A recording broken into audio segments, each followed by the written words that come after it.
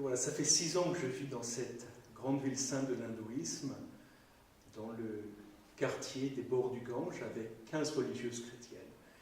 Et je suis un prêtre qui ne vit pas en paroisse, je suis un missionnaire qui ne baptise pas.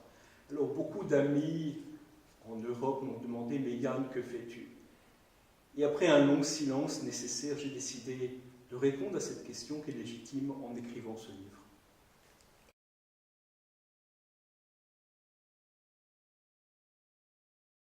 Tout un recueil de différents textes écrits au fil du temps.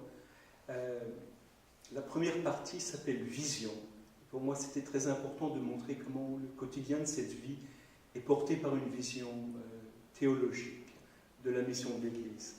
Et puis vient une deuxième partie qui s'appelle « Accomplissement », où je raconte mes premiers moments, mes premiers mois dans la ville sainte de Bénarès, et comment ces mois aussi sont portés par l'héritage de ceux qui m'ont précédé.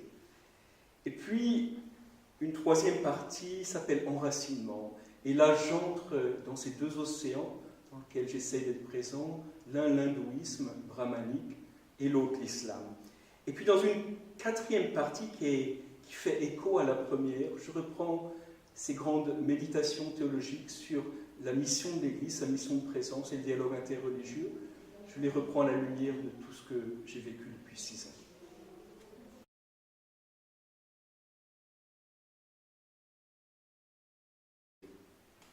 Je suis prêtre des missions étrangères de Paris, et comme tous mes confrères en Asie, une image que nous aimons employer est celle du pont. Nous habitons une rive, et nous venons d'une autre rive. J'habite la rive indienne, et dans ce livre, je parle au public francophone, en particulier en France et en Belgique. Et je voudrais d'abord leur dire que c'est peut-être depuis les lointains, depuis le dépaysement, que le mystère de l'Église et le mystère du Christ se révèlent en toute leur beauté. Et ça, c'était l'un des désirs de mon livre.